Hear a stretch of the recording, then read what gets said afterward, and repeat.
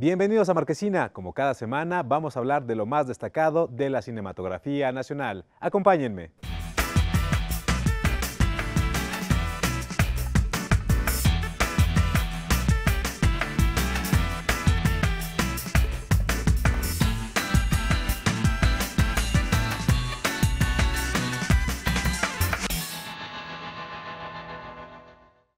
Vamos a iniciar este programa hablando de Dune Parte 2, que promete convertirse en una de las sagas más exitosas de este nuevo siglo. Los protagonistas de la película decidieron empezar en México la promoción de la película.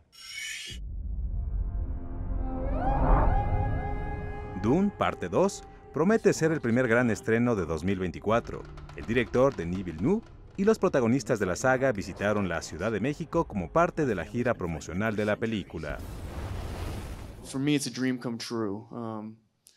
As Denise said, I feel like the first film was sort of laying the foundation for this film. I'm hugely proud to be up here. These are all people I admire deeply, genuinely. So I'm just enjoying every moment of this. My father didn't believe in revenge. Muchos quedaron decepcionados con la primera entrega. Se dijo que solo fue una gran introducción, pero la segunda parte ha dejado satisfechos hasta los más escépticos. I feel so incredibly grateful, you know, it's something so special and you really feel like you're a part of something that means something to a lot of people. Obviously the book means something to a lot of people and there's such a legacy there, and I feel you know, just incredibly honored to be a part of something that means so much to Denis as well. And you can feel that heart and that joy every day we were on set. Denis Villeneuve ha cautivado al público internacional por llevar a buen puerto historias complejas de contar, como La Llegada, protagonizada por Amy Adams. O Blade Runner 2049, la secuela de la mítica película de Ridley Scott. Ahora vuelve a crear un mundo extraordinario en Dune Parte 2.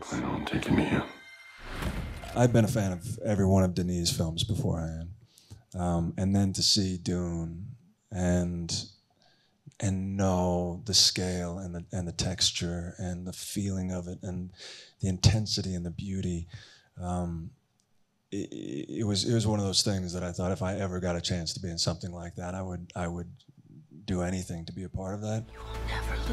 El filme se estrena en salas mexicanas a finales de febrero.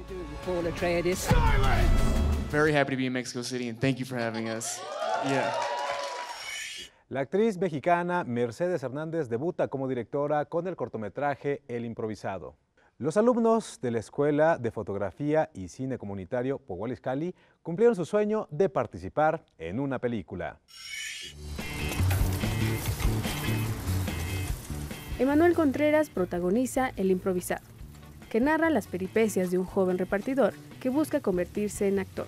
Tiene todo en contra, pero aún así en sus ratos libres estudia actuación.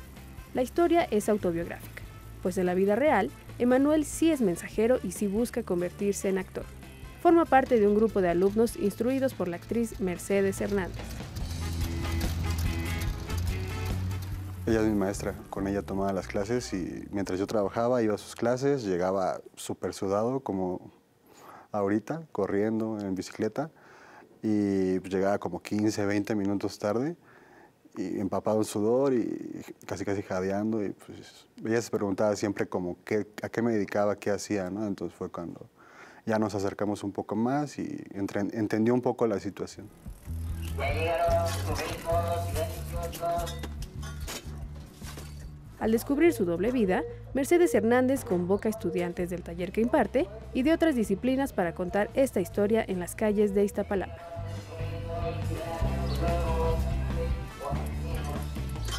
La verdad fue muy caótico porque Iztapalapa no... Bueno, en general la Ciudad de México es un caos, ¿no? Pero Iztapalapa hay mucha gente y entonces hay mucho movimiento todo el tiempo. Había días en que nos tocaba un tianguis, por ejemplo. Hubo un día que nos tocó un tianguis y pues, era como demasiado ruido, demasiado tránsito, demasiada observación de las personas. Entonces sí fue como que un trabajo bastante minucioso. Tengo un chingo de sueño. No dormiste nada, vienes en vivo, güey. El improvisado tuvo su estreno internacional en el Ibero-American Film Festival Miami y ahora espera respuesta de festivales nacionales. Ajá, está chido. Voy a grabar un TikTok. No mames. Sí. ¿Aquí? Sí. Ya no traigo pila. Yo supe que había quien se identificaba con la historia, ¿no? Que no era como un caso aislado. Entonces, pues me sentí de alguna manera satisfecho por haber encontrado como un foro donde se pudiese escuchar mi historia y llegar a los oídos y ojos de personas que también se sintiesen identificadas. Como cada semana, en Marquesina le recomendamos una serie de películas que pasarán por la pantalla de MX Nuestro Cine y que no se deben de perder. Una de ellas es el estreno de Huachicolero del cineasta Edgar Nito.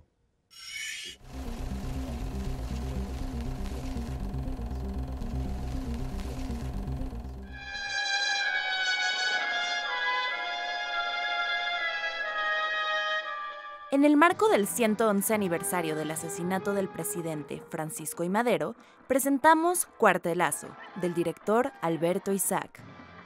Considerada una de las joyas cinematográficas de nuestro país, esta película de los años 70 narra los sangrientos hechos de la Decena Trágica. Desmonte.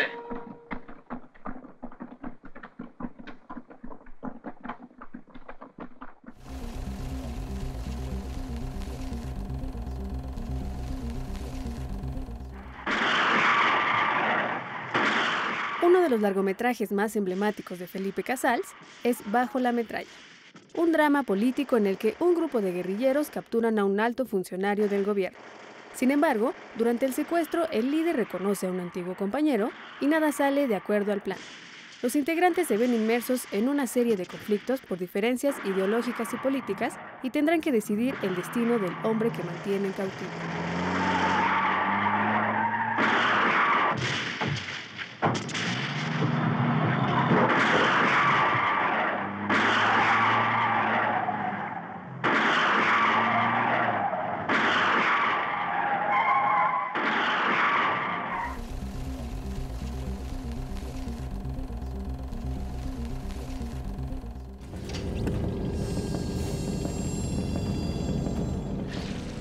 Huachicolero es la ópera prima del director Edgar Nito.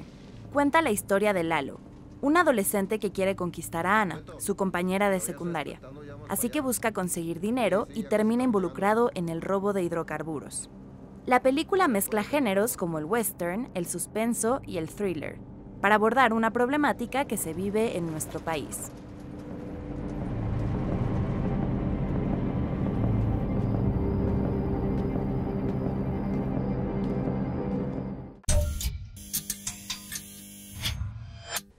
Esta semana en Marquesina tenemos dos grandes invitadas, ya las esperamos desde hace varias semanas, pero por fin están aquí con nosotros. Astrid Nordero, ¿cómo estás? Muy bien, muchas gracias, Julio. Y Fernanda Valadez. Muchas gracias por estar con nosotros y muchas felicidades porque hace unos días atrás les otorgaron un reconocimiento muy importante en uno de los festivales de cine independiente más importante también, que es el Festival de Sundance, por esta película que se llama Sujo, ¿no? Cuéntenos un poquito acerca de este reconocimiento que les dan justamente en este encuentro cinematográfico. Pues mira, para nosotros fue una gran sorpresa ya de entrada que hayan seleccionado la película. Con nuestra anterior película también estuvimos ahí también la estrenamos. Y siempre regresar a un festival es como difícil, ¿no? Es difícil que un festival te vuelva a seleccionar, particularmente en una competencia así, que son de puras películas internacionales. Y que la seleccionaran con las palabras que la seleccionaron, estaban muy entusiasmados con la película, los programadores, ya eso fue el premio. Y luego llegar allá, que tuviera esa recepción y que nos otorgaran ese premio que es el, pues ahora sí que el más grande de la sección, pues fue un sueño hecho realidad. Así es. Fernanda, ¿cómo viviste, digamos, esta aventura de presentar una película que por otro lado también cuenta una historia tremenda, ¿no? Pues creo que teníamos un poco esa pregunta de cómo iban a recibir la película y nos dio mucha emoción que, bueno, por supuesto está hecha pensando en el contexto mexicano, es la historia de un huérfano del narco que crece y enfrenta lo que parece un destino inevitable. Y lo que nos dio mucha emoción es que las audiencias internacionales, la gente que la vio en Sundance, reconocía el contexto, pero veía además en la película la historia de un niño con las dificultades y los dolores de crecer. Entonces creo que eso hizo a la película como fácil de que se relacionaran con ella, más allá del contexto. Entonces creo que eso fue muy positivo para la película. Así es, digamos en este primer trabajo, largometraje en el que colaboran, que es Sin Señas Particulares, que si no la han visto la pueden encontrar en la plataforma de Amazon, échele un ojo. Narra la historia de una madre que, pues desesperada y con los recursos que tiene a mano, va a buscar a su hijo, que emprendió un camino hacia Estados Unidos y en algún momento se perdió. Y digamos que para no espolear demasiado la historia, pues tiene varios giros de tuerca esta película. ¿Por dónde llevan ahora esta historia de este niño que de pronto, pues evidentemente nace en un contexto de violencia, pero que pues por ahí hay como varias corrientes filosóficas que pues si nacemos siendo ya malos o no, y creo que por ahí va la historia. Sí, a diferencia de Sin Señas, Sin Señas es una película de una anécdota que es muy lineal, que es muy choqueante el final. Con Sujo quisimos explorar más una estructura que nos permitiera contar como las estaciones de la vida de una persona, ¿no? ¿Cómo te llamas, La pregunta dentro de eso es como el determinismo, el concepto del determinismo es, ¿somos lo que nuestro pasado dicta o nuestras familias dictan, nuestro contexto, o hay libre albedrío de cambiar nuestras vidas? Y yo creo que esa pregunta nos la hicimos desde el inicio con un niño que nace en las circunstancias en las que muchos niños mexicanos están naciendo, ¿no? Comenzamos con la idea de una cifra, y una cifra que maneja las Naciones Unidas es una cantidad aproximada de 80,000 niños huérfanos producto de la violencia en México, que ya lleva 20 años aproximadamente. Entonces esa era la pregunta que subyacía, y es una película que es una película episódica, o sea, la contamos por etapas, y también la quisimos contar a través de los personajes que van cruzando la vida de este niño y que lo van transformando, ¿no? Y es una película que en ese sentido sentíamos que nos debíamos después de Sin Señas, que es una película muy oscura, ¿no? Con un final muy, muy duro. Queríamos preguntarnos si efectivamente un niño es capaz de cambiar su destino, y bueno, por eso estamos muy contentas con este apapacho que nos dio Sundance, ¿no? ¿Dónde filman esta historia? Sin Señas recuerdo que fue en Guanajuato, y ¿por qué estados de la República? Más allá de dónde se plantea la historia en la película, ¿no? Sí, la historia la planteamos en Tierra Caliente, en Michoacán, en el área de Tierra Caliente, pero filmamos por cuestiones de seguridad en Guanajuato. Y bueno, es un área que conocemos muy bien, donde tenemos muchísimas redes de apoyo y donde tuvimos también todo el apoyo del Estado. Y otra parte la filmamos acá en la Ciudad de México. Astrid, esta historia la empiezas a trabajar pues desde hace varios años, ¿no? Es una historia que querías filmar también desde hace un tiempo. Cuéntanos un poquito dónde nace esta inquietud de hablar como de la infancia que vive en estos contextos de violencia, pues en una época como la que estamos viviendo también.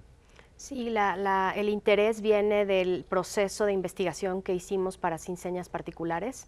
La imagen de los niños y los jóvenes creciendo en ese contexto siempre fue muy potente. Cuando hicimos Sin Señas, fuimos por varias comunidades para hacer el casting de la película, y las historias que nos contaban como que marcaban muy claro que en ciertas comunidades hay muy pocas oportunidades para los chavos. Una de ellas es quedarse, donde corren el riesgo de ser reclutados por el crimen organizado, y la otra opción es la migración. Y no nada más la migración a Estados Unidos, sino la migración interna, ¿no? Que ese es otro tema del que creo que en México no hemos hablado lo suficiente. Y a la par llegó a mis manos un libro de Javier Valdés que se llama Levantones. En esa época todavía Javier Valdés estaba vivo, y creo que la humanidad tan impresionante que tenía Javier para narrar las crónicas de la gente que es víctima y victimaria de la situación del país, nos hizo pensar que teníamos que contar una historia sobre los niños, ¿no? Así es. Ya habían trabajado con el protagonista de esta película en su anterior largometraje. ¿Qué les hizo volver a pensar en él para contar esta historia? Bueno, Juan Jesús Varela es un chico con muchísimas capacidades. Tuvimos la fortuna de encontrarnos, de encontrarnos con él y de que él tuviera este deseo de actuar cuando él era muy jovencito, tenía 15 años. Después de Sin Señas, cuando Astrid estaba escribiendo el primer tratamiento de guión, comentó que tenía en la mente a Juan Jesús. Juan Jesús, además, para nosotras ahora sí que tenemos la fortuna de que sea muy comeaños, porque ahorita tiene 21, pero sigue pareciendo como un jovencito de 17, 18. Hablamos con él y él está convencido de que quiere ser actor. Entonces, pues fue un encuentro muy afortunado de acompañarnos mutuamente en su deseo de convertirse en actor profesional y de que fuera un perfil idóneo para protagonizar esta película. Así es, hace una semana estuvo con nosotros Mercedes Hernández, que es la protagonista de Sin Señas Particulares. Nos decía que cuando presentaron la película en el Festival de Sundance, pues la gente la detenía y la felicitaba por este personaje. Ahora, ¿cómo fue recibida esta historia en el festival, ¿no? Pues al final estamos hablando justo de eso, de contextos de violencia, ¿no? Sí, fue una recepción muy, sentimos como que el público logró traducir a lo mejor el contexto, porque evidentemente para otros países el contexto no es el mismo, pero lo transferían a las propias experiencias de dificultades que tiene la gente en general al crecer, ¿no? Creo que en Sundance fue muy palpable que había mucha gente que se detenía para decirnos que sentían que esa historia era su historia, ¿no? Que eso es algo muy especial de las historias de crecimiento, que todos los seres humanos pasamos por ritos de paso similares, a lo mejor no en ese contexto específico, pero todos tenemos ahora sí que la dificultad de crecer. Y yo siento que particularmente la comunidad latina en Estados Unidos, que estuvo presente prácticamente en todas las funciones, pues tiene esa sensación de yo me tuve que ir, yo tuve que hacer todo esto para cambiar mi vida, ¿no? Entonces en ese sentido siento que esta película como que llega mucho a esa sensación de la transformación de todos los individuos, ¿no? Así es, ya después de este festival, del reconocimiento obtenido, ¿qué viene para la película y cuándo el público mexicano tendrá la oportunidad de verla pues, en pantalla grande? Porque esa es la idea.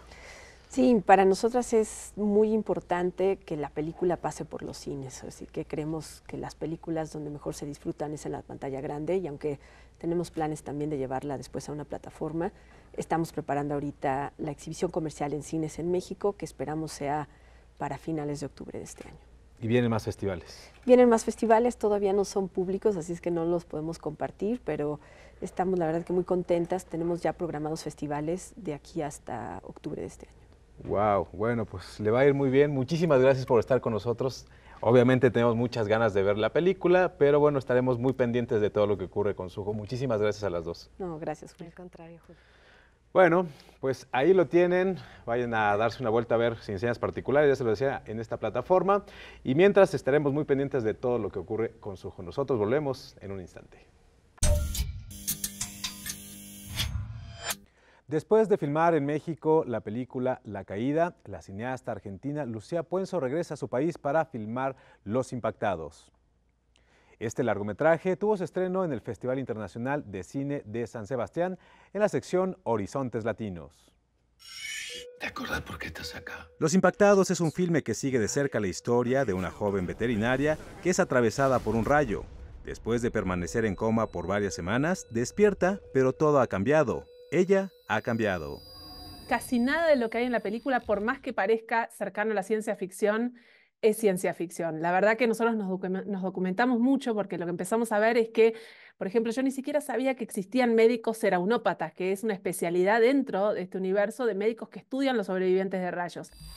Está con hiperacusia y fotofobia. De pronto comenzó a ovular de nuevo, aunque años atrás fue diagnosticada con menopausia prematura.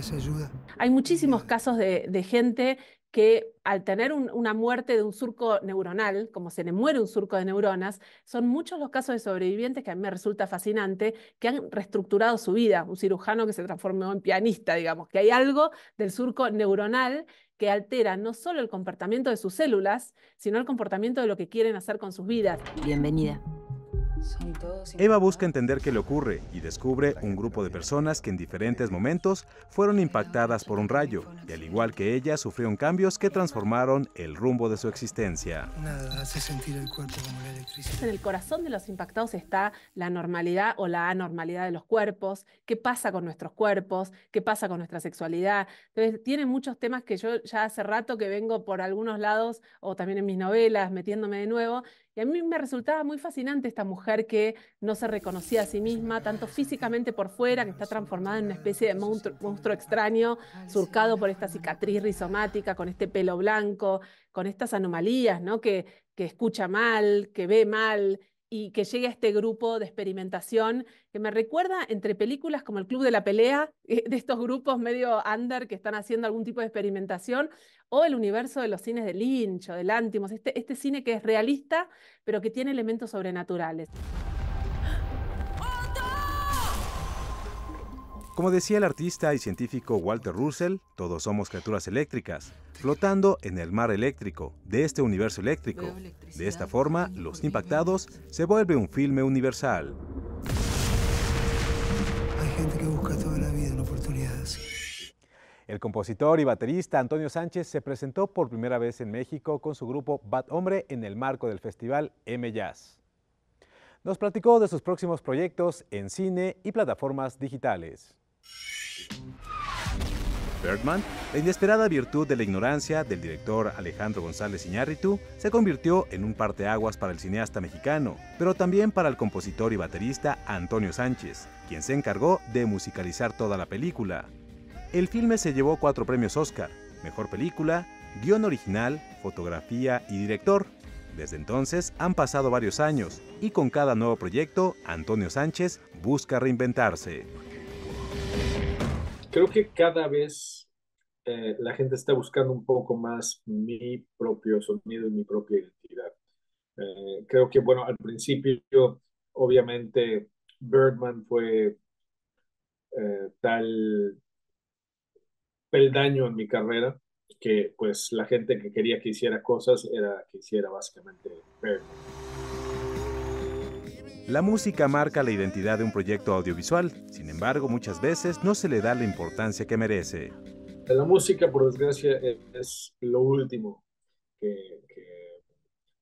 lo que se le da importancia en los medios audiovisuales. Aunque es una de las partes más importantes, a los músicos, en efecto, como bien dices, no se les tiene en tanta estima como a los actores, los directores. Now maybe in a movie, digging a hole. Antonio Sánchez ha participado en series como Get Shorty, que gira en torno a un mafioso que quiere convertirse en un productor de cine.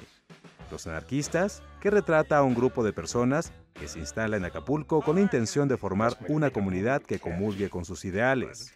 Además, espera el estreno de la película Jarabe. Películas no han salido tanto como las series de televisión. Y sinceramente las series de televisión me gustan porque puedes desarrollar algo a lo largo de temporadas, ¿no? Una película generalmente es muy estresante, es muy, la carga de trabajo es muy intensa y no sé, siento que tengo más oportunidad de hacer algo más interesante, que tenga un poco más de continuidad con una serie de televisión. Actualmente trabaja en su siguiente álbum musical, donde nuevamente se encargará de realizar toda la producción, muy similar a lo que hizo con Bad Hombre. Nosotros con esto nos despedimos, pero antes de hacerlo los invitamos a que se queden un ratito más porque va a empezar la película Misterio Estudio Q de la cineasta Marcela Fernández Violante. Con este largometraje rendimos homenaje a la actriz Elena Rojo. Este es el fin, Alex. Debió ser de otro modo, pero ya no es posible. Me hubiera gustado que nos separáramos tranquilamente. ¡Ahí estamos haciendo el ridículo! Yo soy Julio López y esto fue Marquesina.